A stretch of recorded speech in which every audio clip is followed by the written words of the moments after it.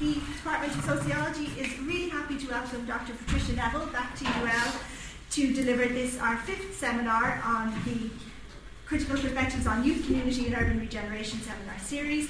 And our seminar series is very kindly sponsored by the Department of Sociology in UL, the Irish Social Sciences Platform, and the Faculty of Arts, Humanities and Social Sciences here at UL. So our speaker today, Dr. Patricia Neville, today she's going to talk about how historically Irish society has had a very long tradition of grassroots voluntary community work. However, with the rise of neoliberalism throughout the 1990s, the Irish community development sector has become increasingly subjected to government controls and restrictions. So as a result of this, voluntary community work has become much more formally organised, much more centrally regulated, and very much depoliticised. So she's going to outline for us the current state of research about volunteering in Ireland and community development in Ireland. So Patricia works within a qualitative research paradigm, so the seminar is going to introduce a case study of one family resource centre and its voluntary management committee in order to explore how the volunteers experience this type of volunteering work or voluntary work through an analysis of their reflections on their roles, their responsibilities, and its overall impact on their everyday lives and their political awareness. So we're delighted to welcome Patricia. That's great. Thanks for that, Clea. Thanks for those lovely words of welcome, and it's always very nice to come back and especially to be part of such, I suppose, very, very interesting and innovative series of seminars that are being offered to yourselves here and MA students of the Youth, Community and Social Regeneration. So thank you again for the invitation. Someone wants to come in there. I suppose before I just get going, I suppose the genesis for this presentation actually it started about 2 years ago when I conducted some research on family resource centres in Ireland, and the reason I did that was because a good colleague of mine, Dr. Colm O'Doherty down in the Institute of Technology down in Tralee, himself and another colleague, Aisling Jackson, were putting together a book proposal for what was at that time when they were putting together the proposal was going to be one of the first sort of textbooks to be offered to both undergrad and postgrad students of community development work in Ireland that was going to be specifically about Ireland and want to talk about specific case studies.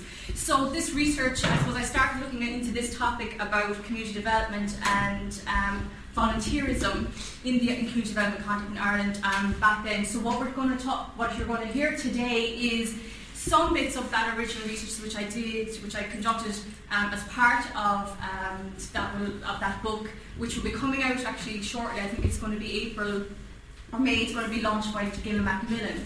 So I'm not going to just trot out what you'll find in that book. I'm going to obviously reference it as we move through, especially towards the latter half of the talk. I'm going to reference just some of the findings that came out of that piece of research that I did. But generally, I suppose what we're going to talk about today more is a much more sort of theoretical engagement with, and also, I suppose, deeper policy investigation of the impact that neoliberalism is having on community development sector in Ireland in general, and also volunteering and volunteerism as a result. I hope to keep you to maybe about 35-40 minutes. If I go over that time, I trust Clea will give me the nod, and I'll wrap up then without leaving hopefully enough time for people to ask questions. And first of all, before I start talking about, I suppose, the topic at hand, can I just ask people how many people here maybe have volunteered in a community at a development program or project or a family resource centre? Okay, great. So we're going to have a lot of people here who have a lot of personal experience of working in the sector and also working as volunteers. So hopefully that will lead to very interesting maybe questions and answer sessions after the seminar. But to get to that point, I have to get going on the seminar. So here, without further ado, here we go. I'm going to talk about it. So the title is Community Development and Organised Volunteerism in Ireland. As an activity in which time is given freely to benefit another person, group or organisation, volunteering has historically been conceptualised as an activity that both conveys as well as produces social value. And the link between volunteering and active citizenship is well established in the classical writings of Durkheim and de Tocqueville, with each respectively postulating that volunteering regulates hedonistic individualism and ensures a healthy citizenship. And those ideas, as you know, as they were popular back in the 19th century, it's still a viewpoint that's prevalent today. However, we should also remember that volunteering is not just an abstract concept for theoretical musing and conjecture.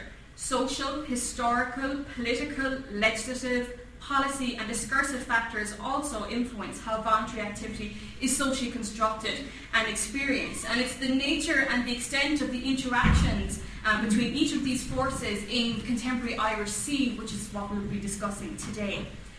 Perhaps one of the most potent ideological forces in public and government discourse of late has been that of neoliberalism. And I'm sure as students of Martin, and I know Tina, you probably are well versed in neoliberalism and what it's all about, but just for those who, just to I suppose make sure that everybody's on the same hymn sheet for today, neoliberalism refers to a political ideology that champions discourses of individualism, consumerism and market competitiveness. And the neoliberal political landscape is dominated also by an emphasis on individual responsibility, a critique of the welfare state, and a shift towards privatisation and an emphasis on the private sector. And these concerns all contribute to a focus on the localisation of responsibility for welfare. And it is in this discursive field or discursive formation that the role that the non-profit or voluntary sector and also that of the individual volunteer takes new precedence. And it's being proposed as an ideological site where social and political malaise can be corrected. So, while many commentators have discussed the effect that neoliberal ideology has had on the Irish education system, for instance, Irish economic policies and also Irish healthcare system, and the impact that neoliberalism has had on the Irish community development sector and also on volunteering in general, remains to be as extensively probed and as critically analysed as these previous sectors, the education, health and systems. So to this end, this seminar will explore the impact that neoliberal policies and ideologies have had on the Irish community development sector and its volunteers. So while volunteerism and community development will be discussed separately to begin with, in reality the two sectors are rather closely intertwined, and this interconnection will be made more explicit, I hope, when we discuss the case of Family Resource Centre programme in Ireland. There we find a programme funded by the state to tackle disadvantage and poverty and support families in the local community, but which relies heavily on volunteer resources, not only to man the services they offer, but also to lead and manage these centres. And such a situation creates many paradoxes in the Irish community development, both generally and specifically. At a sectoral level, we encounter the depoliticisation of community development and the increased bureaucratisation of the sector. And then more specifically, we find that the neoliberalisation of community development has created two categories of volunteers. You have the ordinary project volunteer and the voluntary management, or what they call the voluntary director position. And it's this latter category of volunteer that will come in for close inspection, I should say, towards the latter half of this presentation. A high level of operational expectation and competency is demanded by this particular volunteer position, and such a recategorising of community development volunteers, one that is now based on a hierarchy of roles and responsibilities, it openly challenges the passive consumerist model of volunteering that's often espoused by neoliberalism. So in order to further explore this contradiction, basically I'll introduce at the very end a case study of the experiences of the Voluntary Management Committee of just one family resource centre. And we're going to present that and we're going to talk about that in relation to this bigger context. So, in terms of then neoliberalism and volunteerism, just I suppose in Ireland in general, it has already been mentioned that the concept of volunteerism and the role that the volunteer plays an integral part in the ideology of neoliberalism. Neoliberalism apportions personal, social and economic value to voluntary activism.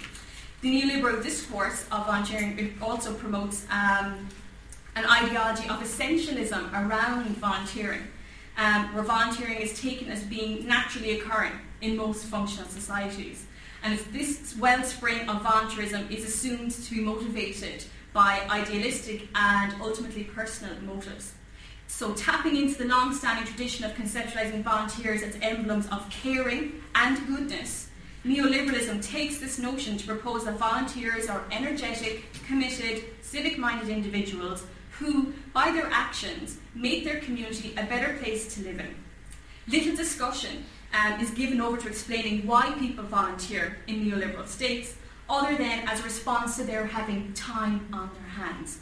And this notion that volunteering is a consequence of free time is a dominant trope in neoliberal research about the benefits of volunteering. For instance, it is widely reported that in 1998, the American public volunteered 20.3 billion hours of their time to local voluntary projects. In Australia, the number of hours given by volunteers was found to equate the work of 50,000 paid employees. And even then, more locally in Ireland in 2010, in a press release from the department, or from the state, the 22 government-funded volunteer centres in Ireland were argued to provide nearly 400,000 hours of community service to their local community. So by quantifying volunteering in such a temporal way, volunteering is redefined as an individuated leisure activity rather than a politically motivated and purposeful action. As Hyatt has remarked, the appeal of the volunteer lies in his or her image as an empowered and self-governing person who appears to operate independently of formal state structures, creating social capital that does not carry with it a price tag that presumes the largesse of the public purse. So neoliberalism is clearly attracted to the autonomous and inexpensive reserve army of labour that can be created in the name of volunteering. However, such market considerations are usually heavily camouflaged by a rhetoric of the intrinsic personal and social worth of volunteering. In Ireland, we can clearly trace the gradual creeping of neoliberalism into political understandings of voluntary activism. Historically, Irish society has had a long-standing tradition of voluntary community work, from the development of MEHLs or self-help activities of local communities in rural Ireland to the role that religious orders had in developing voluntary social services in Ireland. And some commentators have attributed this practice of volunteerism to the predominance of Catholic social teaching in Ireland until the late 1970s. However, others accredit this practice to necessity, with many voluntary initiatives being established in response to pressing local needs. And I suppose an example there might be the anti-heroin campaign that grew up in inner city Dublin in the early 1980s. Nonetheless, these examples show how volunteerism in Ireland displayed a grassroots activism which was political in character and motivation. However, since the late 1990s and 2000s, various policy documents and policy units were developed which reconfigured the relationship between the state and the voluntary sector. And this in turn facilitated a reconceptualisation of voluntary activity. In 2000, the white paper on a framework for supporting voluntary activity was launched. One of its primary aims was to formalise the relationship between the state and the voluntary or the not-for-profit sector. And in its foreword, the then Taoiseach Bertie Ahern pronounced a new vision for volunteering in what was then an economically prosperous society. So here's Bertie Ahern's insight. Voluntary activity forms the very core of all vibrant and inclusive societies. Particularly in a time of great change in our society, in our country, we must work hard to protect and enhance the spirit of voluntary participation, and we must see this as a key social goal. The great strength of voluntary activity is that it emerges organically from communities. It would be wrong for government to seek control and be involved in every aspect of voluntary activity, but there is no doubt that it can provide an enabling framework to help this activity. Where this involves direct support, a delicate balance must be struck between having a relatively light official involvement and maintaining proper accountability. Little did we know that those words, light official involvement and accountability, would have such reverberations since then. So this document basically sets up a discourse around volunteering that both commends it but as well as wishes to control it. And the exact nature of this enabling framework that the government would like to extend to volunteering through its relatively light official involvement and accountability will be discussed in more detail shortly. But just suffice it to say that neoliberalism conceptualises volunteering to be supplementary to the workings of the state, and that individual volunteers, by implication, are loyally compliant to the needs of the state and the economy. Further attempts to individualise volunteering can be found in the recent concept of active citizenship. The Active Citizenship Task Force presents active citizenship as accepting a responsibility to help others and being happy to improve the quality of life of those less fortunate than ourselves. Again, a quote from Bertie Ahern at the launch of that document. One of the main aims of this task force was to encourage local communities to volunteer and help out, and that's a direct quote from the document. So in this respect, it argues that volunteers are active individuals who show their commitment to their local community by spending time on community projects. Indeed, the amount of time available for volunteering is presented and discussed at length in the document as the only barrier to becoming an active citizen in Ireland. And as Gaynor argued in 2009, by narrowly equating active citizenship with volunteering and helping out in local communities, the notion of both active citizenship and volunteering are depoliticised. So in these policy documents, we find the concept of volunteering has undergone a process of change. While this shift from a political construction of volunteering to a more individualised one might not at first glance appear significant, for many who see voluntary activity as fulfilling a social and political role, the entrenchment of market philosophies is something to be wary of. By personalising volunteering, volunteerism is individualised as an essentialist quality present in all of us, which some choose to exercise when we have free time on our hands. And by generalising volunteering in such a manner, the activist possibility of volunteering is diffused, transforming it into a leisurely pastime. A consumerist model of voluntary activity then emerges, where socially unaware individuals participate in volunteering in order to deflect boredom or increase their sense of personal worth. The promotion of the idiomatic benefits of volunteering is done to service neoliberalism's aim to disguise the economic gains that neoliberal economies receive from individualising volunteering. And this then leads to an understanding of volunteering that discourages analysis of dominant economic and political orders. So, in terms then, obviously the neoliberal construction of volunteerism and volunteering doesn't exist in a vacuum. It needs to be sustained by some sort of social, structural, institutional apparatus. And before we talk about how that neoliberal construction of volunteering in Ireland became a reality in community development in Ireland, I just want to mention one thing about, I suppose, something that happens around, again, how neoliberal construction of volunteerism is sustained and nurtured by an institutional apparatus. It's been observed that a disparity characterises most neoliberal states in their relationship with the voluntary sector. On the one hand, neoliberalism promotes the abilities and the capabilities of the voluntary sector, but all the while reducing state funding of government's social services and non-profit sector itself, on the other hand. So this Janus-headed strategy creates a structural imbalance in the provision of social services, as well as skewing political and popular expectations around service provision. With the retraction of public financing for both state and voluntary-run services, the voluntary sector in neoliberal states become increasingly drawn into an audit ethos of neoliberalism. So this value for money edict then culminates in the imposition of increased bureaucracy and what has been noted as a trend towards managerialism. So what managerialism is, and I'm quoting Adcock and Wills here, it's a belief in the transferability of management practices across all sectors, all industries and all sectors. Managerialism denotes that the success or failure of any organisation or project lies in its management structure. A strong management structure then it is argued, will be able to carry out its quest for achieving efficiencies in the organisation. And this can take the form of, say, drafting complying service agreements, creating contracts, 3-year work plans, and so on.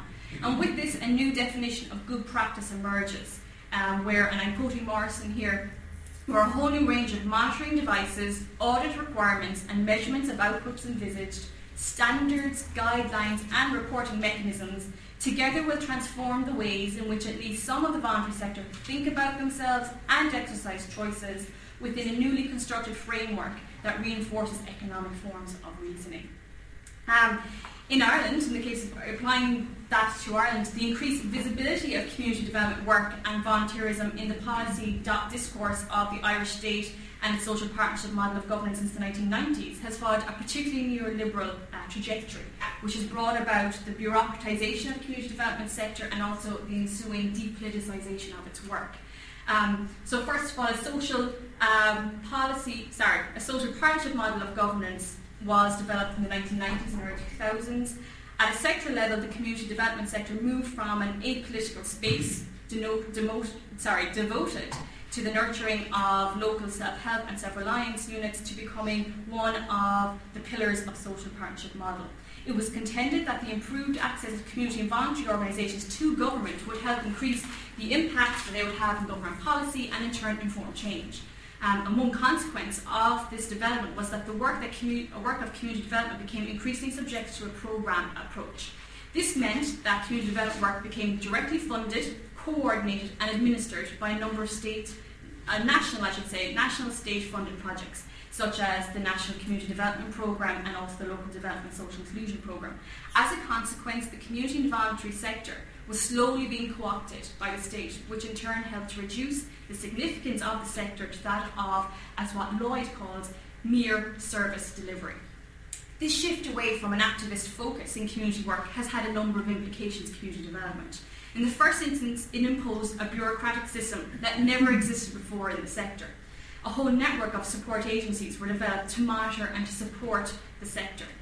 These included the infamous Family Support Agency, which was set up in 2003 to bring together all family services being introduced by the government and also to promote local support for families through family resource centres. And it also coincided with a number of privately operated but contracted companies who were offering regionally based support workers for family resource centres. While they were expected to provide developmental supports to establish and emerging community and voluntary groups, in reality their primary role was as functionaries to the state, adopting, as Lloyd saw it, a quasi-management role on behalf of the department, approving work plans, sitting on interview panels, etc. Moreover, 28% of the government's overall budget in community development was directed towards the support agencies rather than to frontline practitioners. Second, as an example of community action from above rather than from below, community work in Ireland now began to move towards professionalism, managerialism and accountability. And this took many forms. In one instance, this included the streamlining and also the professionalising of community development practitioners.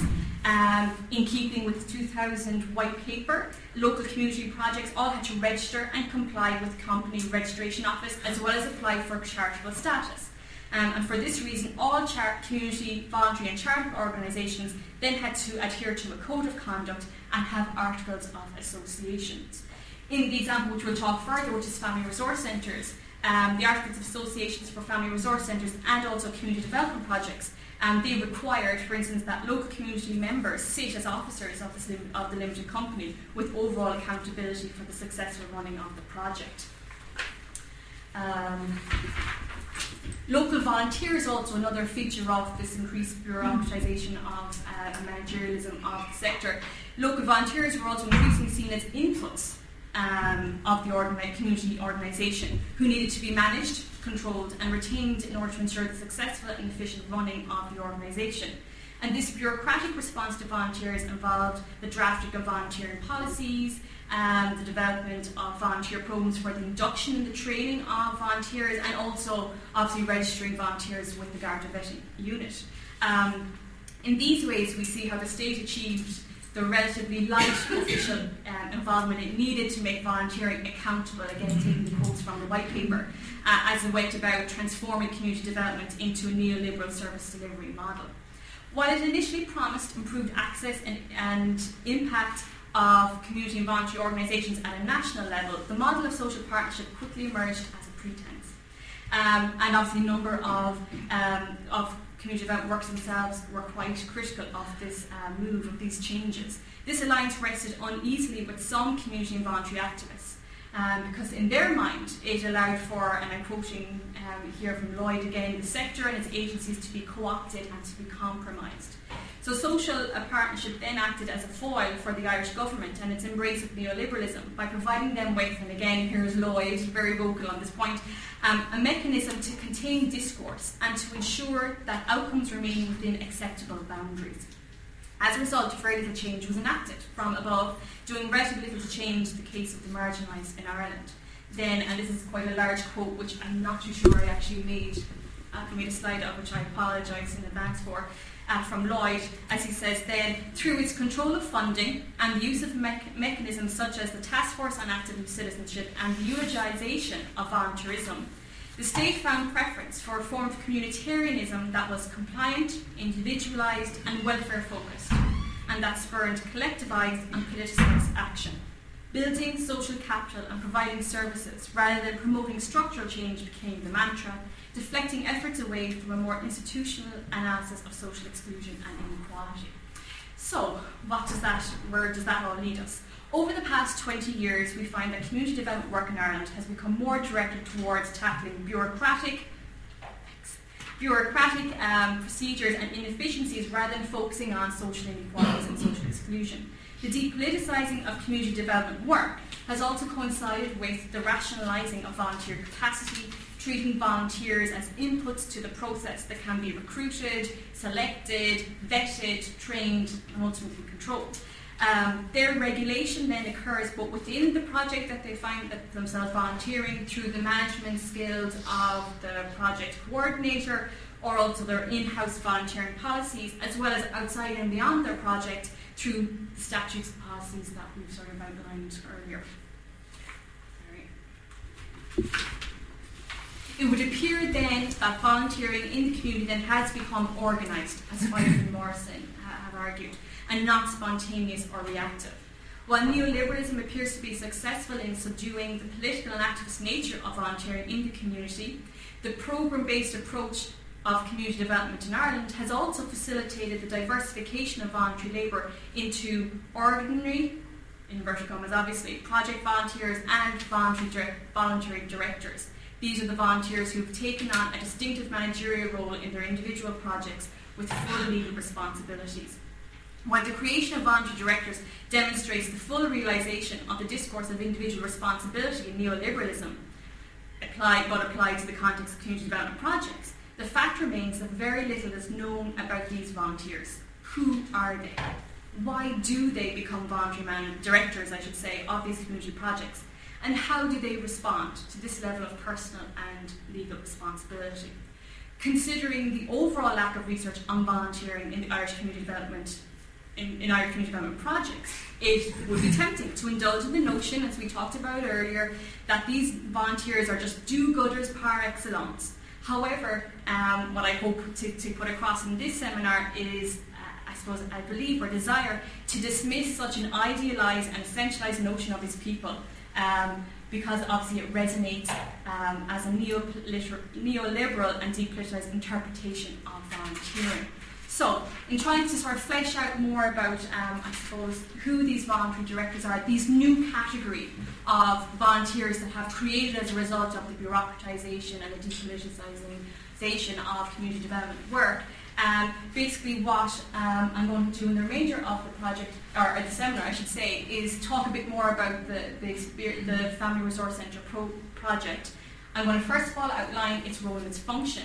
And then I'm going to introduce to you some research, some information that we do have about the volunteers who volunteer in Family Resource Centre projects, and that's through the SPEAK evaluation reports that come out every year.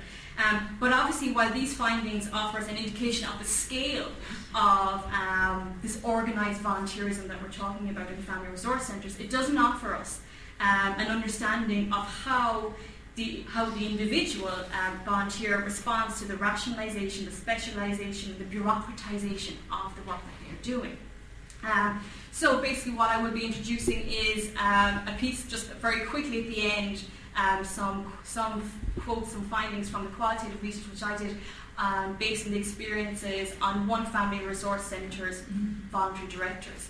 Now, before I go any further, this researcher openly acknowledges this is a really small scale study and that it is not intended is not intended that the findings that the comments, the experiences that I relate to that they've had about being voluntary directors in family resource centres is anyway generalisable to the whole sector. But I suppose in the light of the fact that we have such gaps, there's such a lack of knowledge about who, I suppose, qualitative knowledge about voluntary directors in this sector, and the fact that there's just their voice is absent from this whole discourse, the neoliberal discourse about volunteerism, it just might be just noteworthy at most. That's as much we could probably, as much strength we could put to those quotes that I'm going to talk about, as to again just offering some sort of insight into their experiences. So, the Family Resource Centre project. At the start of the seminar, when we talked, a lot of you put up your hands. So I'm sure. So a lot of people here have practical and personal experience of Family Resource Centre programs.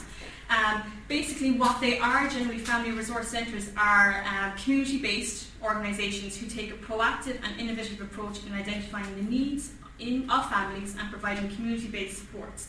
And their general aim is to help combat disadvantage in local communities through supporting families. And the type of family support which they offer can be either of a direct nature or indirect in nature. Families can be supported directly through different services that their resource centre offers.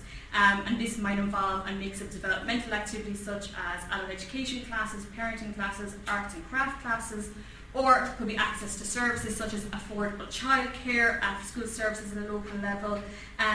But also it's envisaged that family resource centres basically should try and undertake some outreach work into the community to help meet the needs of the marginalised there directly. And another thing I suppose about this project, that these centres are also expected to encourage local people to participate in the centre and its work from the design to the planning stages of a family resource centre to its actual establishment, and by acting as volunteers, thereby creating an opportunity for community involvement and activism. So through these initiatives, family resource centres are proposed to improve the self-esteem of the people in their local community that they're based, and also empower and facilitate groups and individuals experiencing exclusion to take control of their own lives and address their needs through the principles of community development. So family resource centres were first established in 1994 to mark the International Year of the Family in response to claims that there was a lack of statutory support for community development activities focusing on supports for families and tackling child poverty. Initially, 10 family resource centres were funded on a pilot basis for 3 years, and upon their evaluation in 1997, the programme was rolled out and funded by the then Department of Family and Community Services. And since then, the programme has grown considerably, and now we're up to 106 in 2011. So as you can see, great geographical spread as well there in terms of where they are located around the country. So since the programme has grown, in 2003, Family Support Agency was established by the then Department of Social and Family Affairs to help bring together basically all the family services and programmes introduced by the government. And their job is to help with the provision of staff, to offer capital and one-off grant funding to help family resource centres provide local-based support to families. As I said, we don't really know an awful lot about this sector. The one source of information that we do have is the SPEAK evaluation tool which they use. And this report, the SPEAK report, SPEK as it says, is there's annual reports that's published every year. So SPEAK is basically, it's a computerised evaluation system that's been specifically designed for the family resource centre sector. It's a tool for data collection and self-evaluation, and it's been up and running since 2004. And while it's a tool supposed to be for self-evaluation, every family resource centre is supposed to fill in this, to fill this evaluation tool in, and answer the question provided by an actual department-assigned deadline.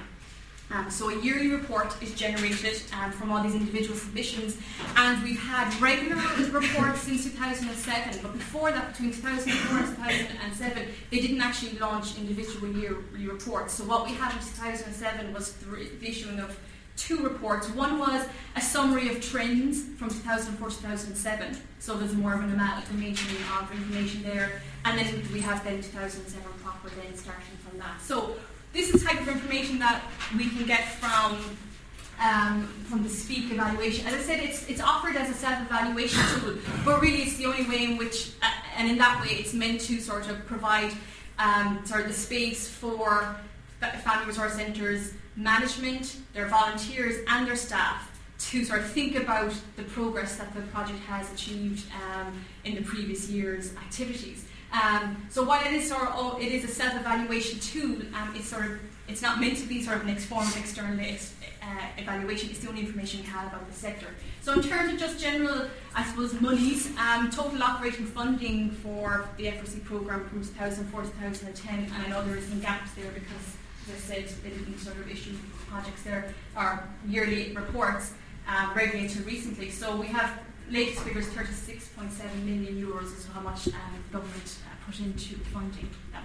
In terms of then, obviously, the key issue that I want to just draw our attention to is the staffing issues, the whole sort of human resource side of things. In terms of staffing levels, now this includes full and part-time. It doesn't really go into detail in terms of extrapolating out full versus part-time posts, so these are all just rounded up figures.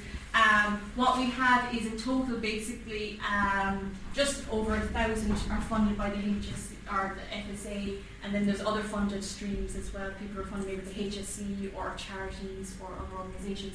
So in total, coming up to, over a 3-year period, we've over 5,000 staff, full and part-time, in the sector, who are being funded either by the FSA or takes 5 minutes. Thank you. Okay, big deep breath. Now, obviously that's the staffing levels. But what about the volunteers? And I've already said, I've hinted at the start that they take up, they're a huge part in terms of how this programme rolls itself out. And in fact, it's part of even the ethos of this whole scheme. It's supposed to be very much inclusive of its community. So what we have here in terms of the numbers then of volunteers and voluntary directors participated in the Family Resource Centre programme from 2007 to 2010. What we have is, as we can see a significant jump from 2007 to 2008 in terms of ordinary project volunteers. But after that, 2008, a sort of steady enough increase in numbers. It's not, the growth rate in voluntary directors is much more haphazard. There's a lot more variation in that. It goes up and it goes down every year. So we won't know until next year now. Again, going on this trend, it would seem that it will fall back down again. But, so again, we just have just over 1,109 people, voluntary directors in the last report. So when you compare, then obviously them side by side, staff, both paid, full and part-time, versus their volunteers, both ordinary project workers and voluntary directors, what we're talking about basically is that there is about just under 2.5 times as many volunteers as there are staff working in this whole sector.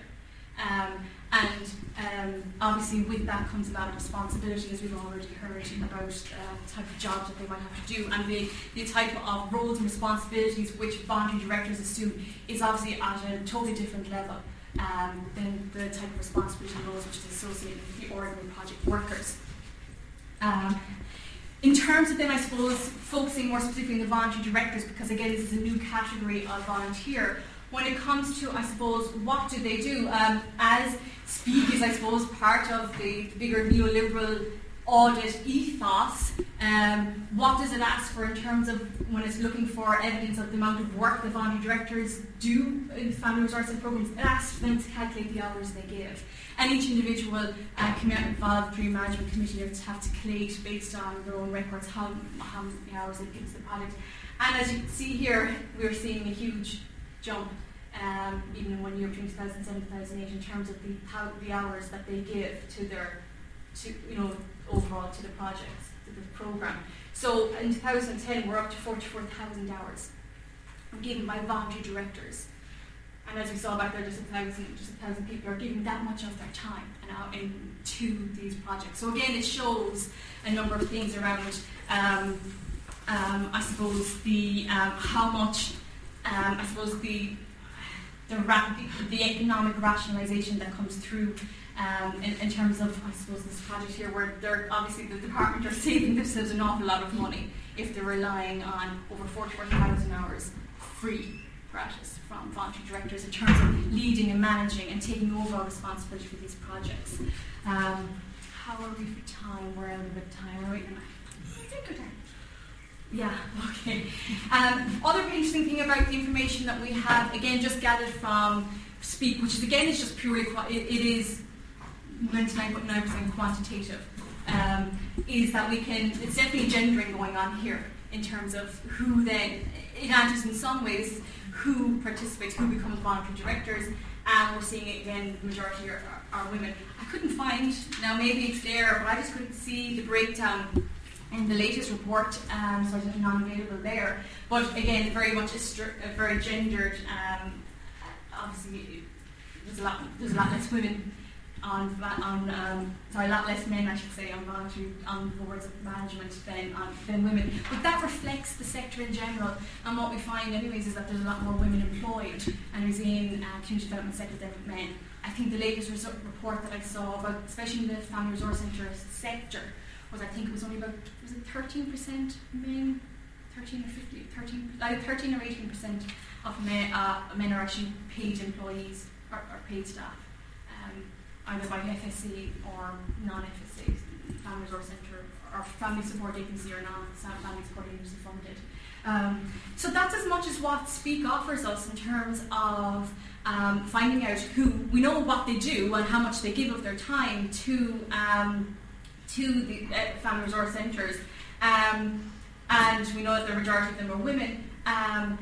So that's pretty much what we had until relatively recently. In this 2010, the latest report, for the first time ever, the report actually went a bit further and gave us a bit more information about voluntary directors. Sorry, after jumping up my pages there, so just bear with me 2 seconds. And so for the first time, what they actually did was they included quotes from voluntary directors. Now, when you're filling up the Speak programme, a lot of it is a case of you have to quantify your time, how much time you gave to the project. But there are occasionally, at the end of particular sections, open dialogue boxes which you can fill in accordingly.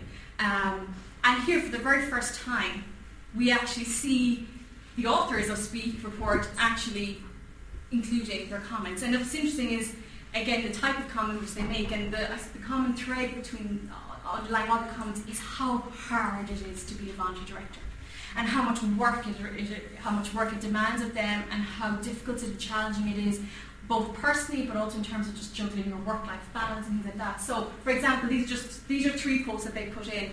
So, the level of responsibility involved in being a member of the board of management, i.e., being an employer, becoming a director, is proving off-putting to prospective members. Falling numbers of voluntary directors and increasing pressures on those who remained on the board also proved challenging. Or in Listowel, a lot of people are happy to volunteer their time as a result of being unemployed. However, there is still the issue of finding it difficult to encourage people to volunteer on the board of management as a result of the legal obligations and responsibilities. So again, there's a huge sort of mismatch in terms of, I suppose, what the sector demands of people who take on this position. And I suppose just the day-to-day reality then of being a voluntary director on a family resource centre.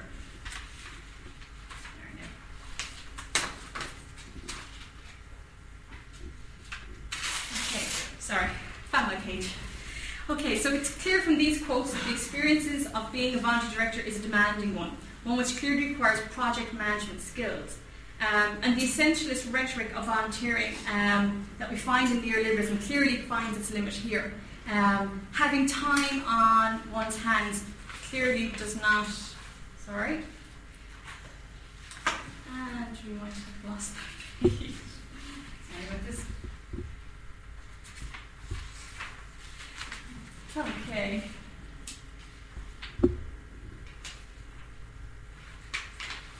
Clearly there is a mismatch here between the rhetoric of volunteerism as generated and sponsored by neoliberalism. It's just arguing the point that, or promotes the notion that volunteering, it's harmless, only costs a bit of your time, and again it's something that it'll make you feel good about yourself. Gleaming over these quotes, what we get a sense of here is that it is incredibly hard and challenging work for the people who do become voluntary board members. I suppose picking up on this sort of sense and this sense of I suppose this difficulty that people have in terms of maybe stepping up the next level from just being an ordinary project member, volunteer member, to becoming a voluntary director. That's what inspired me to go and do a bit more further digging those 2 years ago about what it is like to be a voluntary member, voluntary director. of Family Resource Centre. So what I did, and I'm not going to labour the point because I know I'm way out of time, but I'm just going to direct you to, like all good researchers do, to the publication that will be out next month, where I talk in a lot more detail about the experiences of, and again, I know I've prefaced it by saying it's just the case study of one family resource centre, which just so happens to be quite a long-standing resource centre, well established in its community. And the experiences there, where I did research, qualitative research on the experiences of the people who did volunteer to become voluntary directors of that family resource centre, and the huge, immense challenges that it presented them personally, emotionally, but also just at a level of skills level. Essentially, it was a huge learning curve for them to try and get their head around all the statutes and the responsibilities of being an employer. And as many of them said, like they'd never even never hired someone before or fired somebody before, but yes, this was part now of their job. And it was very difficult to do when you live in that community, you're a member of this community, and you have to maybe intervene on maybe a staff issue where people are not working out. They could be your neighbours, they could be people that you meet in the street, and the whole complications that come with that.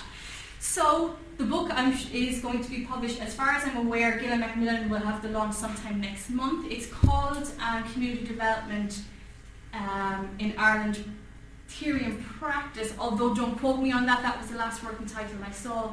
And there you'll find more about the experience of this one particular family resource centre and their voluntary management committee, and the challenges which they faced filling this post, filling this position. And I'll take any questions you have after. If you want to ask questions, I'll take them in the questions and answer section. So thank you for your patience with me there. Thank you.